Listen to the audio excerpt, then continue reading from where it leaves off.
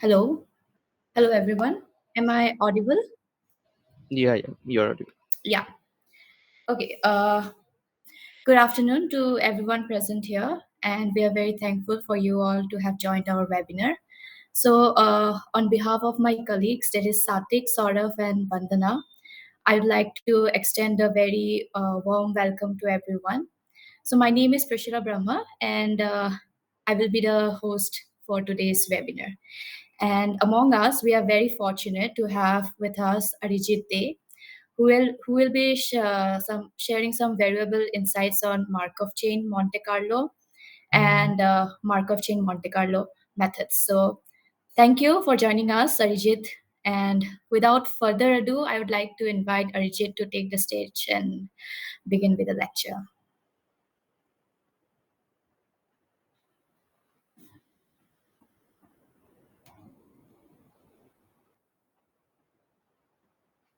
Arijit, you're not audible. Arijit, yeah. No, I'm not so audible. sorry, we can't hear you.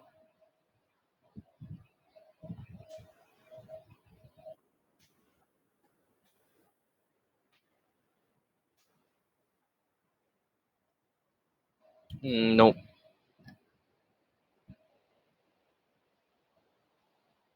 Yeah, you can do one thing. You can just disconnect the Bluetooth.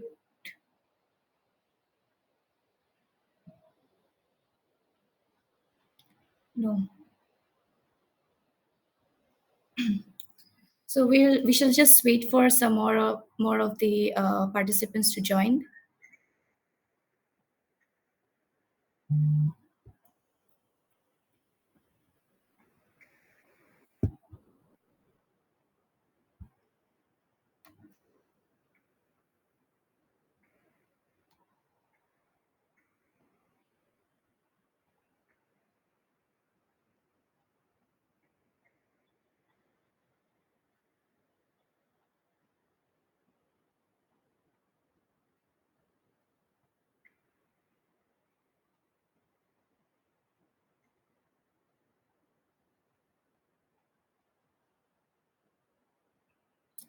Your audio. You are mute. Yeah. Yeah. Is it okay now? Yes. Yes. Yes. Okay. You are audible. I'm really sorry for the technical glitch. Looks like I need a better machine here. No, no, Uh, it's all right. yeah. So I've made some slides. So should I share my screen? I think. Yeah. Yeah, sure, definitely. Okay.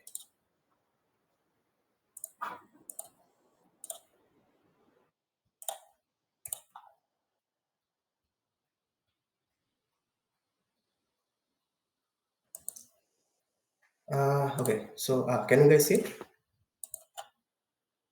Yes, Arijit, we can. Okay. So let's start. Welcome everyone to this spectacular session, and I'm very grateful to 16 classes to like have me today. And so I'm Arijit Dey. I'm a first year graduate student in Duke University, USA. I'm doing PhD in statistics, but I have done my BSc and MSc from Ramakrishna Mission Narendrapur College and IIT Kanpur respectively. Uh, so today's topic is about Markov chain Monte Carlo and Markov chain Monte Carlo. Before starting the session, I would like to like have a disclaimer that for one thing, like if at any point I'm not audible or like the screen has stopped or freezed, just let me know. Yeah, Sati can let me know with the WhatsApp actually. Okay. So Yeah, sure. yeah, sure. So before starting, I would just like to say sorry to those people who really know MCMC and like know the how the mathematic works and all the stuffs, because I'm not going to go deeper into what MCMC is, like the proofs or like why actually is it so useful of that.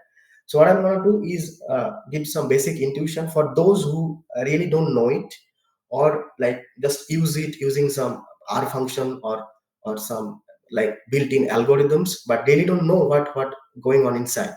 So I'm gonna focus on that part, or like for those people, this is gonna be more beneficial. I'm really sorry, like at the beginning. I'm saying it.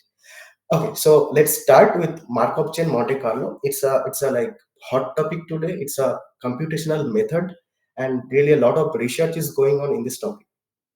So, so the main topic is Markov chain Monte Carlo, and I have split it into three topics, which is Markov chain Monte Carlo and Markov chain Monte Carlo. Because as the name suggests, really it's the like the fusion of Markov chain and Monte Carlo.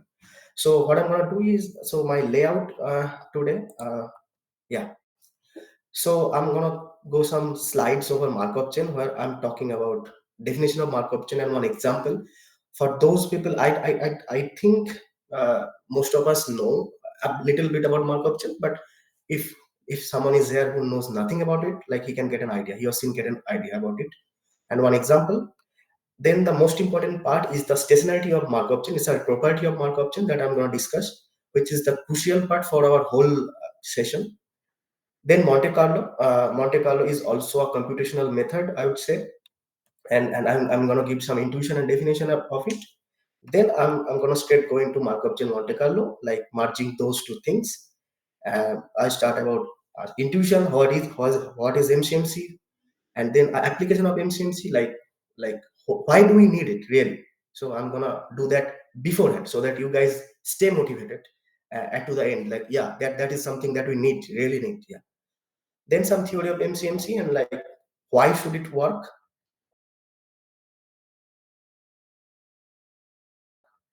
Software or our package like puts it into. Okay. Okay. So starting with the Markov chain. Yeah. Okay. So Markov chain is a special type of stochastic process. Those of who don't know about stochastic process, it's a sequence of random variables. So for example, I have a particular event like rain through the rainfall throughout the year. I denote it with xt, where t denotes the tth day. Then this x1, x2 up to the x50, x365. There's a sequence of random variable. So these are stochastic process. Now, I'm saying that is a special type of stochastic process. So every stochastic process is not Markov chain, obviously. So what is that speciality? So we have this sequence such that this property holds. What does property holds like mean in actual? It means that the effect of my current state or like the tth state, the distribution of tth state or random variable will not be dependent beyond t minus 1. So what it tells is if I have this x1 up to xt minus 1 conditioned on xt, only the xt minus 1 random variable is going to have effect on xt. All the like previous random variables will not have any effect. So it will be clear when I give an example. For an example, I have put out it's 2% zero sum game, where there are two players and they both start with 2 units of money. So I have like two rupees or dollars, or you have player two has 2 rupees. So what the rule is, a coin is tossed. If the head appears, player one gets 1 unit from player two, and vice versa. Like the tail appears, then the player two gets 1 unit from player one. So it's like in each turn of the game, either player one is getting something from player two or player two is getting something from player one. Let assume the probability of appearing head is p, like small p, which is between 0 and 1, obviously, including those. But okay, we'll be sticking with the open end, like it is taking some open-ended 0 or 1, between 0 and 1. Now what we denote is our xn, which is our sequence of random variable, is the amount of money player 1 has. So I'm sticking to player 1. I'm not looking to player 2. I don't care. So I'm looking to player 1. And so after the first game, how much money player 1 has, it is the x1. After the second turn, how much money is the player 1 has? Does the player 1 have? It's x2. So it goes on like a sequence like this. Okay. So now this is a Markov chain I'm claiming.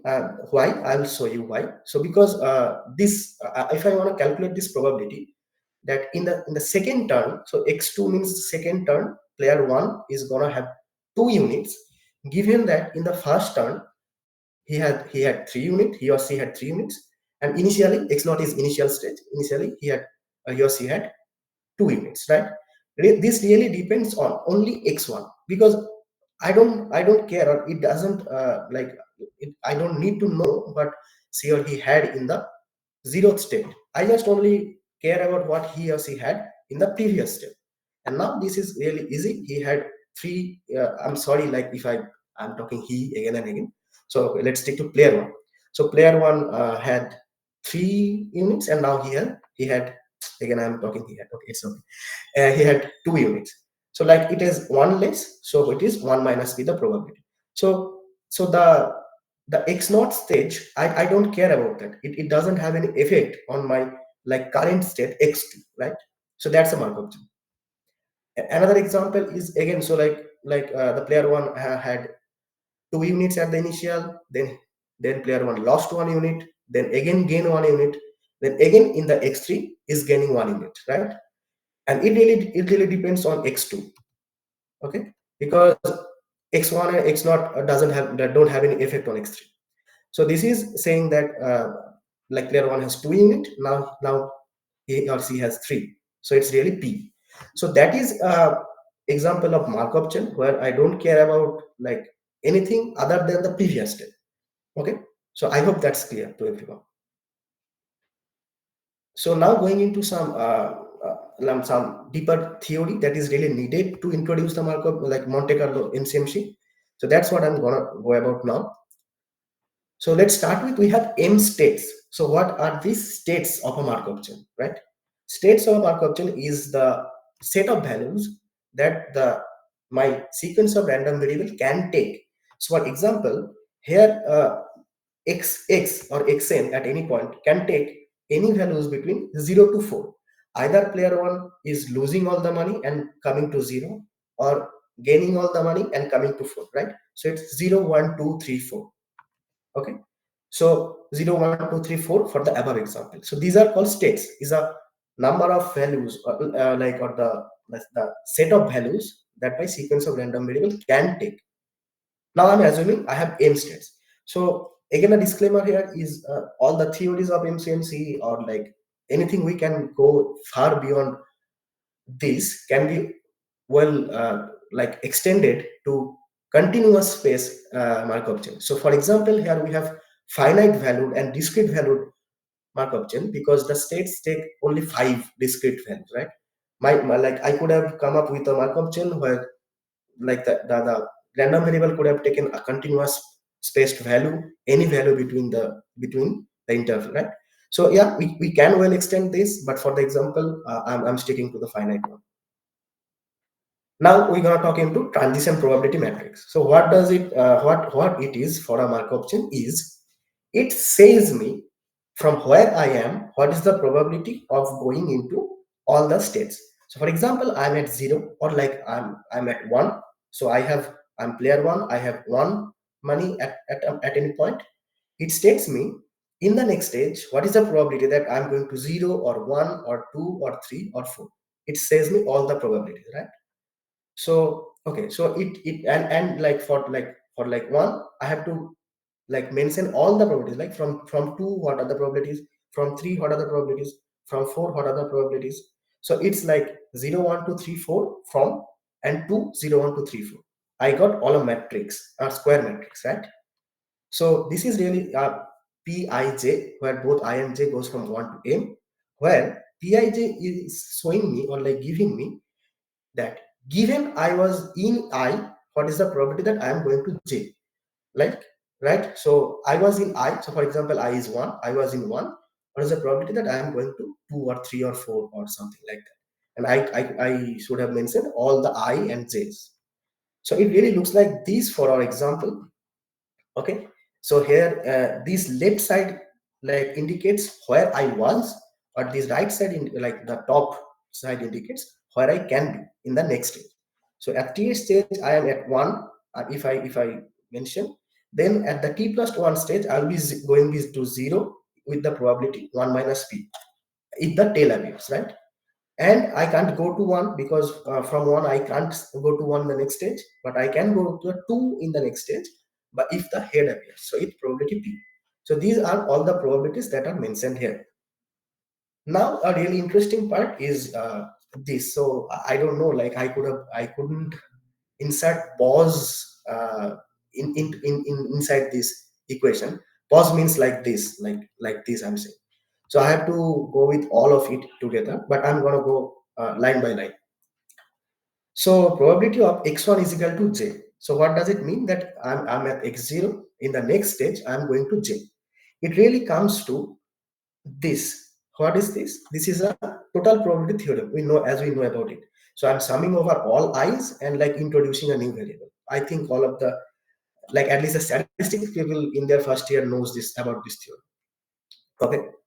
Now in the next step, what I am doing in the like bottom line, I am giving a condition over it, like the joint distribution. I am writing it with the condition and marginal, right?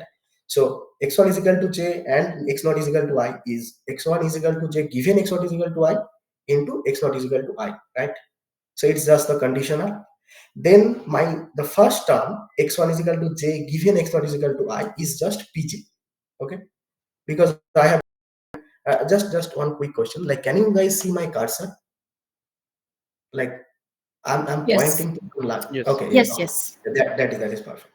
So yeah, so this particular term is this Pij. So like this Pij, I put it here, and the second term is there. So what is really is saying is, if I want to see in the next step, I go to 1. What I would see is from 0, what is the probability, plus from 1, what is the probability, plus from 2, what is the probability, plus from 3, what is the probability, that kind of thing. From every state I was, and what is the probability that from that stage I am going to current state. Yeah, so that's the sum over all the states I was in my previous state.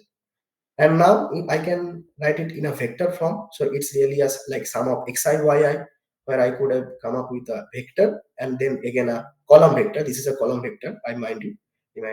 So like this and like a column vector. So I can come up with a sum with these two vectors. Now what I so like this is the crucial part. So like please bear with me for one more slide. If this is like if you are not being able to just tell me that I don't understand it, okay? Because this is the main part. One more slide.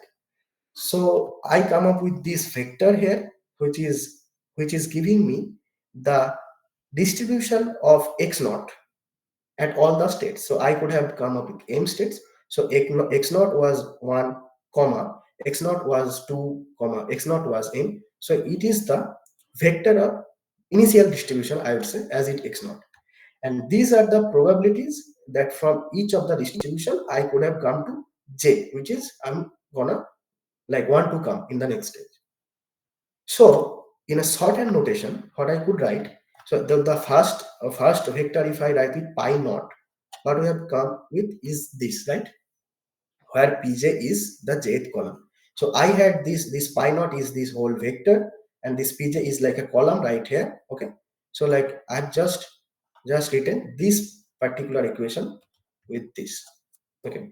So so this is my x1, but if I want to go to xn, just a second. Okay, sorry, I'm sorry.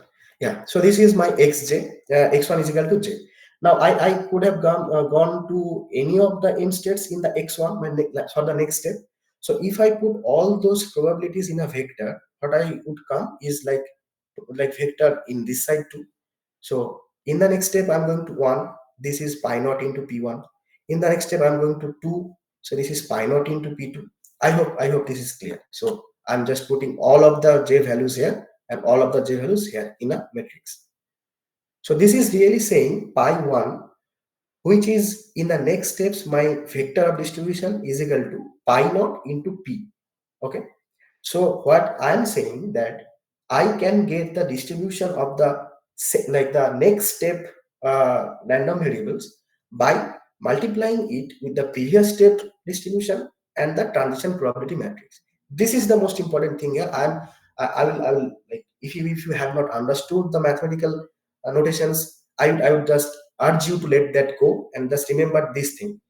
Somehow it's coming that, so at the t plus 1 stage, what my random variable can take the values, the distribution of it is the multiplication of the previous stage distribution with the transition probability matrix. So that's how it like boils down to. Okay. So now in general for any pi n, what I can write is this is true, like right, and then this pi n1 n minus 1 I can again write like this, which can again in turn can be written like this. Now if I go on with this, so I would come up this pi naught into pn. So what I'm trying to say is not only the first step distribution, I can find any nth state distribution. So for like I want to know what is the distribution of money player one has after 100 turns of the game. So n is 100, then this is pi 100, and like this was the initial distribution, and then this is the transition probability matrix. So now initial distribution is known to us, and we can calculate this what is the distribution after 100 turn of the game just by calculating this small like expression. So that's what I really wanted to say here. Now, now is an important thing, is the most important thing that is connected to MCMC is stationarity of Markov chain. And this really comes from the above thing that we have just discussed. Okay. So what is a stationary distribution? Is a distribution of states. So pi, like at a particular like any turn, what is the distribution of states? So states is 1 to m and a probability distribution over the states such that uh, it is the limiting distribution of the states, right? What does it mean is that I am going over all the turns of the game and I don't uh, care what is the result in a finite time. I want to see what is the result in a long range, like what is really going to happen after we play the game long time, like what distribution will we get then. So that is the pi, and that is stationary distribution. Now, again, for those who know MCMC, like they would know that there are many conditions for this stationary distribution to exist. For the time being, I'm taking that it exists. Okay, like there are conditions. There are Markov chains where it doesn't exist. Now, you can well guess. Like you could have guessed that I should come up with some Markov chains where I will not be getting to some results. It should oscillate between something. There are stuff like that. Okay. For now, I'm taking that's not, and I'm taking we have a distribution. So what it really says to us is pi, which is our limiting distribution. So I'm just putting n instead of like n plus 1 instead of n, and it's the same if you know the limit. And now I'm putting it with this the thing we got here, like pi naught into p to the power n plus 1. I'm splitting 1p here. Now I'm going pi naught into p to the power n, which is again this particular term is pi n, right? This particular term is pi n. So limit n tends to infinity, pi n is pi, and then this extra p comes here. So what is really interesting happening here is the stationarity implies pi is equal to pi p, meaning that's the distribution of the states that I have in a particular, I would say, turn of the game. If I reach to the stationary distribution, then only it happens that if I go with a transition probability matrix, if I like go through that, then what the distribution I will be getting will be the same. This is not true for any turn of the game. So for example, I am at x2, then I have some transition probability matrix, I go to x3, and in general x2 and x3 will not be the same. But if I can reach to the stationary distribution, then if I went through up t2 t plus 1, then the distribution would remain same. That is the final takeaway from the stationarity of a Markov chain that we are going to use in the Markov chain Monte Carlo theory. Okay, I hope it clears about all the things. So I just wanted to talk about Markov chain and stationarity. And like there are more theories, like I would say ergodicity, reversibility, periodicity, that all of that stuff that are also needed. But I felt that this is the most important stuff that is needed. So that's why I, like, for the sake of the time, I skipped all of those and I just continue with stationarity. Okay, now I'm coming to Monte Carlo. So Markov chain was Markov chain. What I'm doing in Monte Carlo is yeah, okay. Coming to Monte Carlo is a way of summarizing a distribution. So what is summarizing a distribution means is I have a distribution. I want to get a way by which I can denote it in a single term. For example, expectation, right? So we know expectation of a distribution or like a random variable having that distribution is like a representative. So that kind of thing. But it is a sample based approach. For example, if you see expectation is not a sample based approach, it's a like numerical approach. We calculate expectation, right? But Monte Carlo do the same thing when we can't do it mathematically. Okay, the integration or the summation is too hard to compute. Then we take samples and and do some inference. So that is the difference between doing it numerically or like exact method and sample based method. Okay. For example, that I said, like taking samples from population and then calculating sample mean to guess the population. For example, I can't calculate the expectation. It's too hard to calculate. What I do is I take samples and I take sample mean and I put this as a estimate of the population mean, right? So that kind of stuff we're talking here. Definition. So we have a like distribution f with density small f. These are pretty easy stuff. And we are interested in estimating expectation of a function h. So expectation of hx, for example. Okay. So if I define theta like as our expectation of hx, then it is really this integration, right? And for the sake of simplicity, we take this exists. Like there are other theories where it doesn't exist. So yeah, I'm not going into that stuff. So this is the thing that I want to calculate or like evaluate. Okay. Now what I can do is I can draw IID samples. IID means identically and independently distributed. I am not sure if I like change those words. It could have been identically and independent or like independent or identical. I'm sorry about that.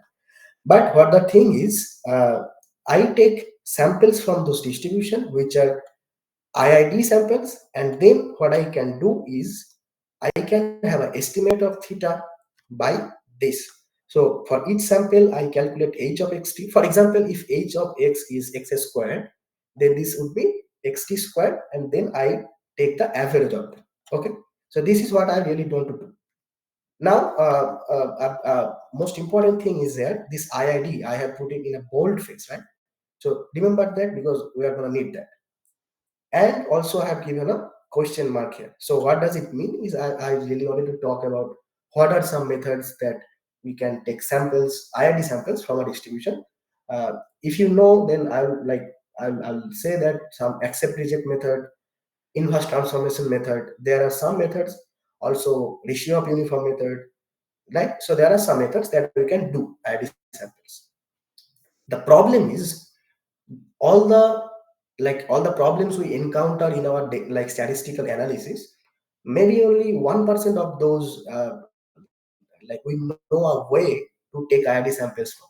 That's the problem. That is the problem we go into MCMC, because apart from really some basic distribution, we really don't know like how to take IID samples from, right? So just to be clear here, Monte Carlo is an ideal situation where we have IID samples from our distribution. I can take them easily. Side computational burden is also a part. Like I can take them easily, and then I calculate the function I want to evaluate, and then take the sums or like take the average. But what is the premise of MCMC? Oh, okay. So I forgot one thing.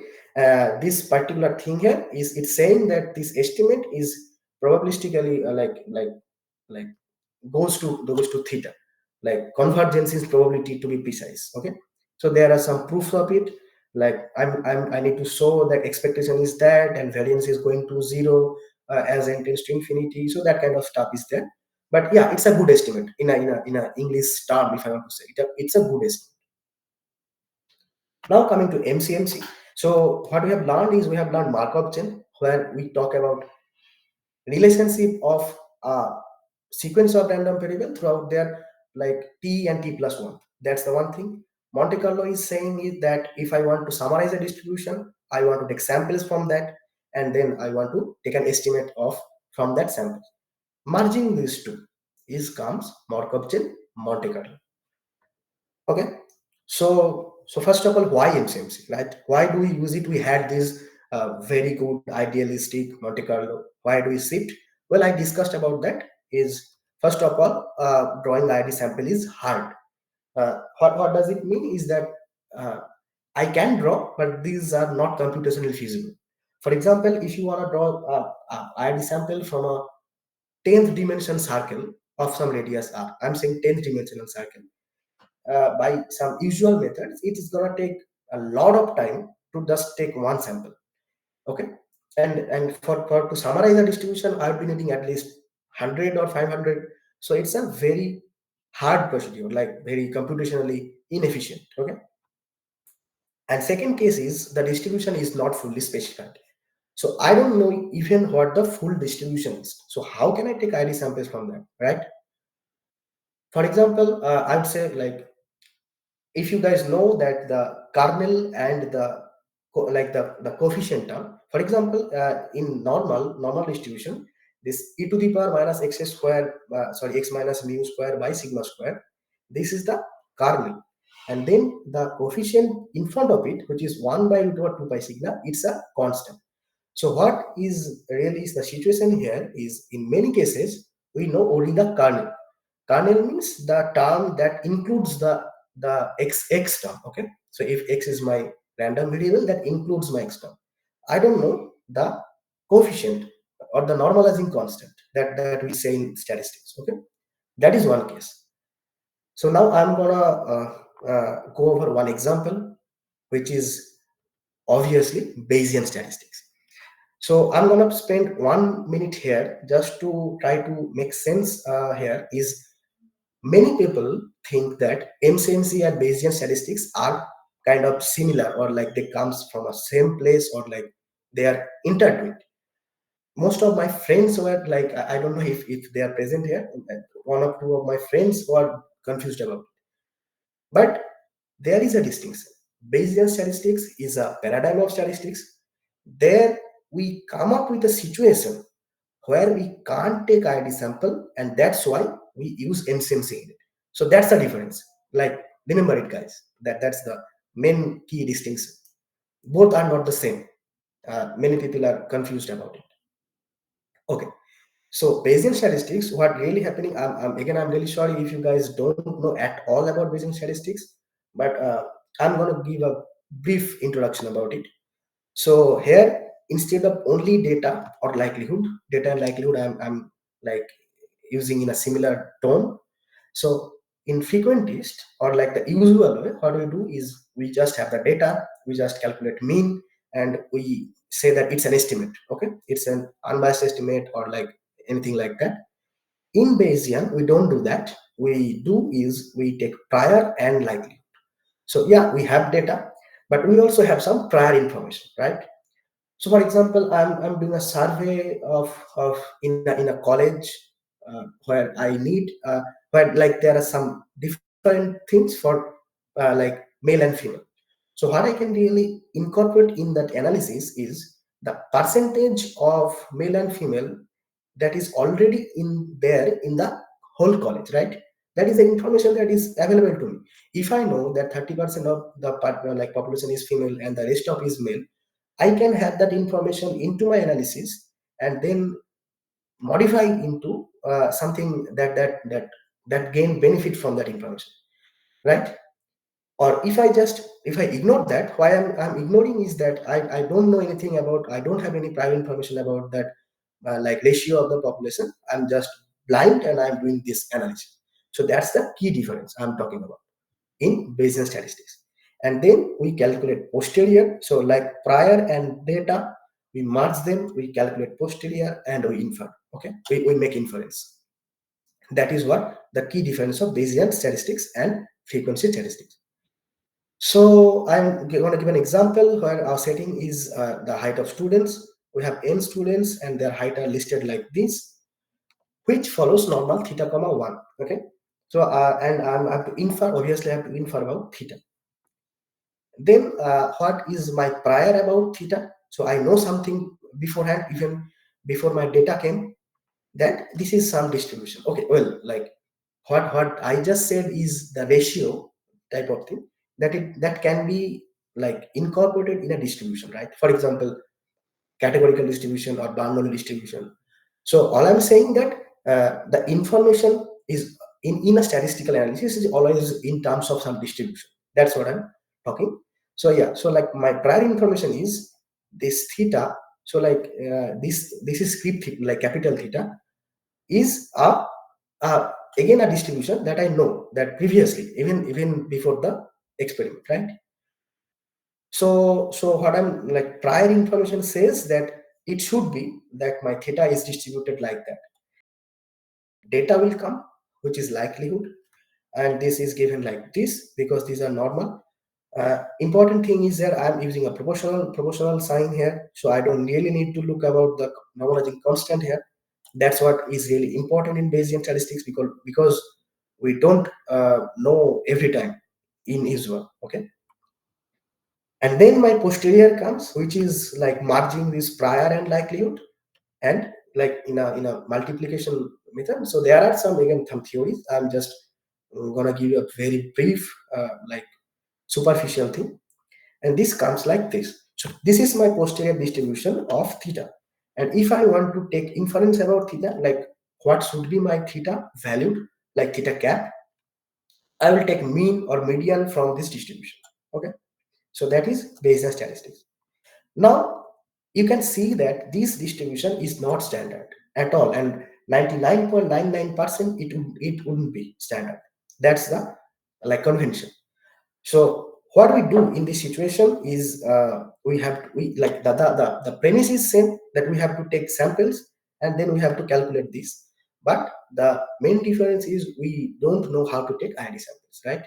So this is the situation where we use MCMC just to motivate you, like just to let you know that yes, it really is important in our statistical analysis, right?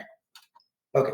So now coming to some theory of MCMC. Again, I'm not giving you the proofs or any mathematical like rigorous notation.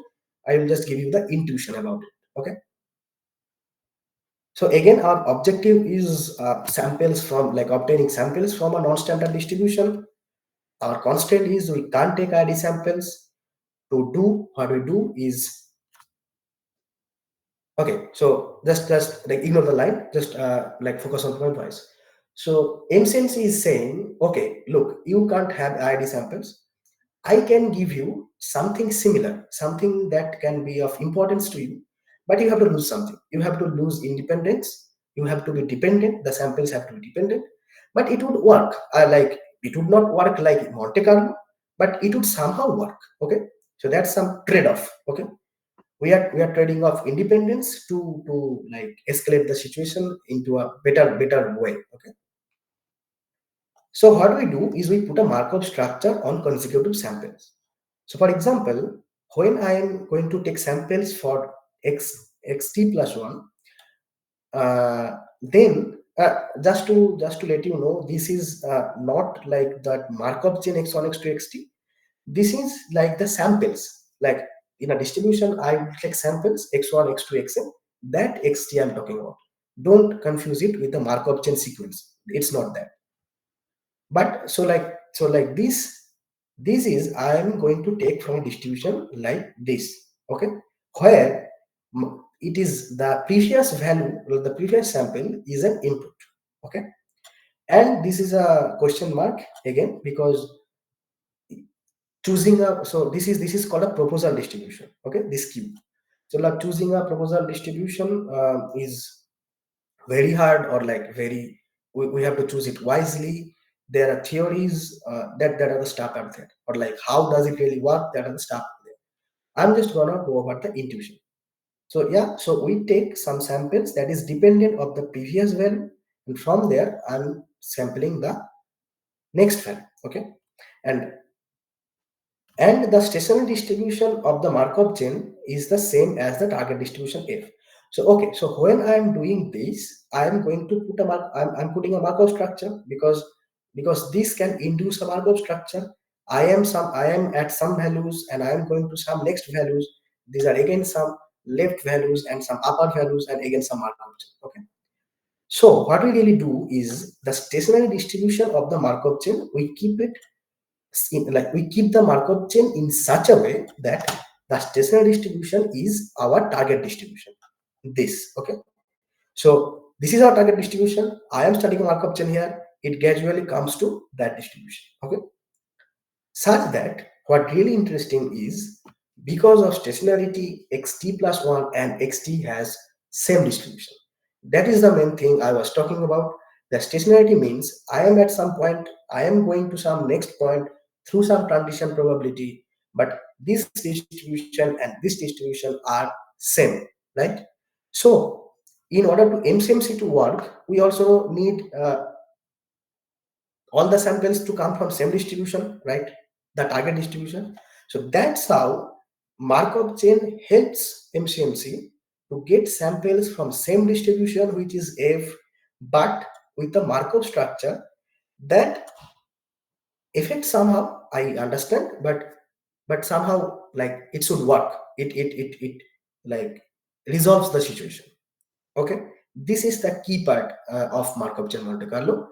Again, there are some existence like conditions where it would exist, conditions where it would not exist, stuff like that. Okay, so ideally, what why we should have done is we need to know the stationary distribution and we start our Markov chain or like the samples. So x1 is sample, x2 is sample, x100 is a sample.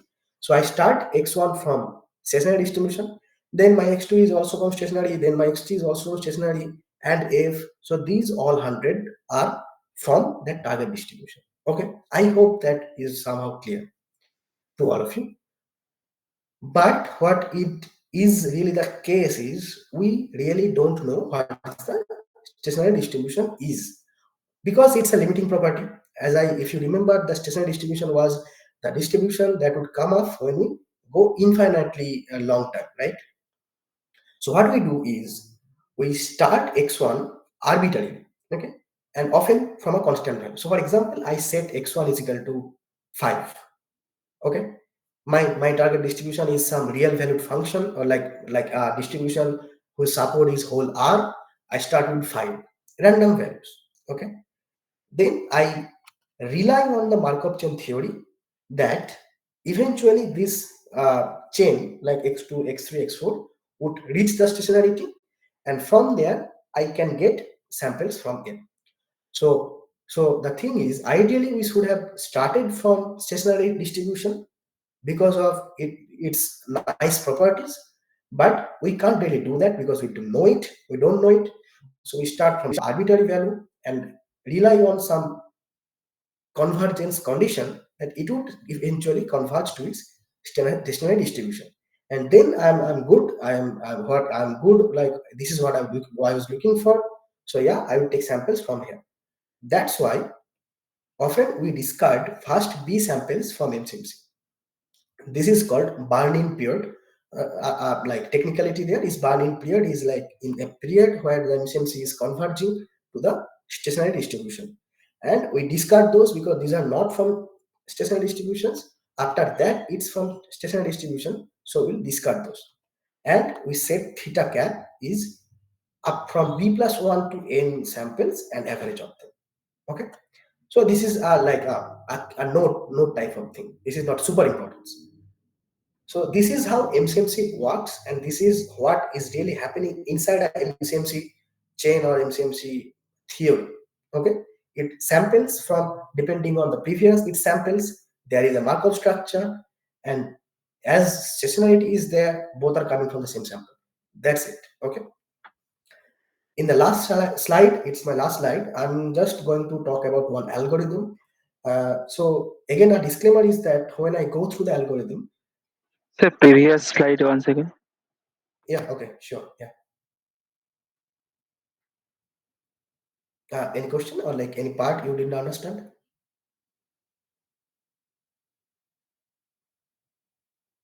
Hello? Yes, sir, I have understood. Okay, sure. Yeah, I really kept it really like English and not mathematics. Yeah, okay. So coming to the next thing is algorithm which we use to get MCMC samples. But again, a disclaimer is that when I go through the algorithm, it might feel that it has no connection with all the things that I've just said. Okay, that's because scientist or the statistician has come up with some algorithms that is easy to incorporate in like programming, or that is easy to understand, but that algorithm is following what I just said. That there is proofs, there is like showing that yes, that really goes into that target distribution, that kind of stuff. But what we know, or like what a really our program does is follow the algorithm. So that's why it might feel that, well, it is now no connection to seasonality or that kind of stuff, but I assure you it is, like there is proof. Okay, so if you go to the algorithm, it says, so it's a version of rejection sampling. What is rejection sampling is, so I select a value for the next possible choice of sample and accept it with some probability. So what is really that is, we at some point it is some value for me. I am choosing a next value, next sample. I choose a value, and if I see that is a good value, I accept it. If I see that's a bad value, I don't accept it. Now, good bad is really determined by theory is there. So is the probability. We calculate a probability. We accept that value with a probability. Okay. So in Metropolis algorithm is similar rejection sampling. So what we really do here is t plus one iteration. So we are done with t iteration. We have samples up to like theta 1 to theta t. Now we are coming to take samples theta t plus 1. What we do is we choose a proposal value x star, which is obtained from a proposal distribution q. Again, this q is dependent on xt, right? So there is a dependent structure, Markov structure. From there, we are proposing a value x star. Okay, so again, that's what I said, that proposal distribution are easy to sample. Okay, and then we accept that x star as our next sample with probability r, where r is this function, or like this expression, which is minimum over 1 comma this like in the denominator is value of the target distribution in the previous uh, sample, and value of the target distribution in the proposal sample. Okay, just to let you know that it doesn't matter if we don't know the normalizing constant. So for example, my fx is just a kernel. It is not like it doesn't include the normalizing constant. But that's not a problem here, because this would get cancelled. So for example, if the real distribution is gx, which is kfx, both of the numerator and denominator would have k, and that would cancel. And that's why not knowing the normalizing constant would not be a problem for us, right? So yeah, this ratio is called Hastings ratio, and we calculate it and we accept this extra with that probability r. And if this ratio is more than 1, then we take it just 1, because probability can't be greater than 1, right? Okay. Where f is the target distribution. Yes. Okay. So for example, that was our distribution. If you remember, posterior distribution of the example that we took in the Bayesian arena.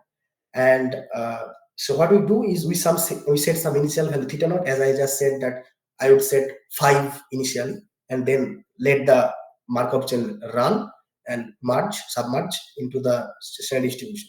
So that is the setting initial value. And then at the t plus 1 iteration, we propose a proposal value from a normal distribution from theta t comma 1. So that's how the previous sample is incorporated in the proposal distribution. This is one such example. This is not the ultimate example.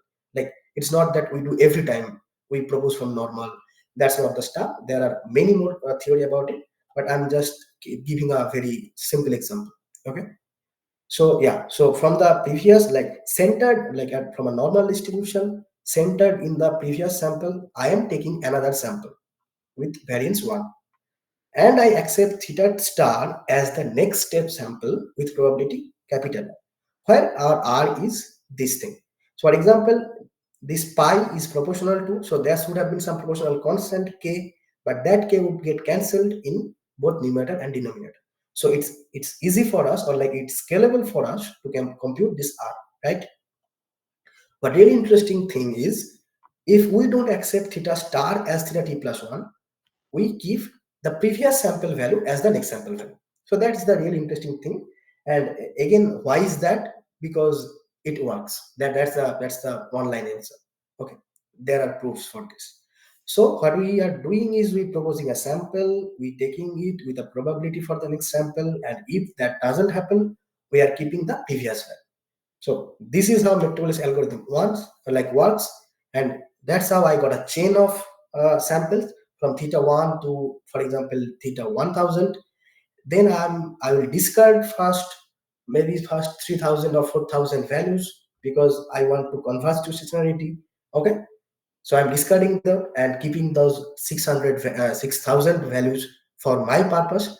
And then if I want to calculate, if I want to calculate theta cap, I would be just taking average of them, right? Because it's a kind of thing that is expectation, and expectation is approximated by average, sample average. So yeah, that's the algorithm that Metropolis, I forgot the year, maybe it's 1984. No, it's 1953. Okay, yeah, maybe. So yeah, Metropolis was a statistician. He came up with this, not statistician, but yeah, he came up with this algorithm which really works and gives us MCMC samples. Okay, so that was all for me. I hope you have got some idea of what is Markov chain Monte Carlo, and how really Markov chain and Monte Carlo are part of it, and what is the key thing that makes it work, right? Like I don't know, like, why does it work. Yeah, that's true, but at least I have some feeling that yeah, this would work, this makes sense, right? So yeah, that part, I think it's somehow clear.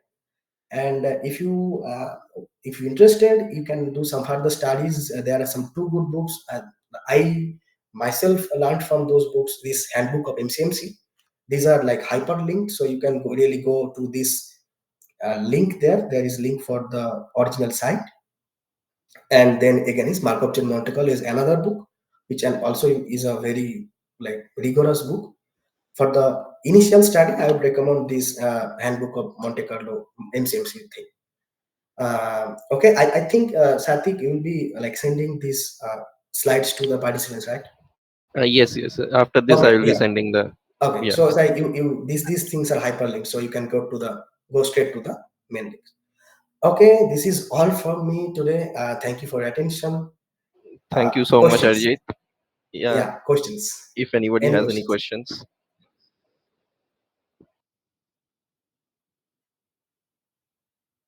like if you can't think of any questions right now, you can mail it to us whenever you Yeah, can, and yeah, yeah, sure. Arijit will get you. Yeah, sure, sure. Okay, okay. So, any questions? One, we have one Yes, yes. question. There we have one question. I'm reading Okay. out a question. Could you please share your thoughts for MCMC for financial math for X algorithmic trading using MCMC? This is Okay. by Gorang Nai. Hi. Okay, so what I really want to say is MCMC is a tool. Okay, it's like you can use it everywhere when you want to use something that is like that's similar to what we have just explained. So it's really is a tool. It's not a theory that if really this theory works in that situation. That's not the thing. You have some situation, you want to like compute something, you want to take samples from it, and then you do MCMC. So I what you the topic you just said, I don't know much about it, but if that incorporates or that includes something that needs sampling, you can use MCMC. So that is my opinion to this thing. Okay, so do we have more questions?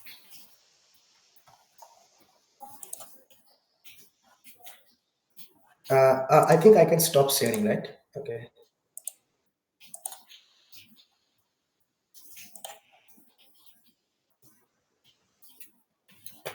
Okay. I think so. That's it. Thank you so much, Arijit, for giving Yeah, us yeah. a very informative idea on MCMC. Actually, I had this in my, I guess probably on my second semester back at Yeah. my MSc. Yes, Gaurang, are you saying something? Uh, I just want to say thank you. Yeah. Yeah, Welcome. thank you so much, Gaurang. And thank you so much, Arijit. So if you have any, if any of the participants have any questions, you can mail it us, or you can also follow us on Instagram as well as in LinkedIn, and also do connect with Arijit, and you can mail him directly also. Yeah, yeah, sure. Yeah. Thank you so much, everybody. Okay, thank you so LinkedIn much. link. So yeah, I'll Yeah, Someone be is asked. LinkedIn. yeah, I will be providing it in the mail along with Okay. Oh, the slides. Okay. okay. Bye. Yeah, thank you so much. Thank Thank you you. so Yeah. much. Bye, everyone. Yeah. Bye. Bye. Bye. Bye.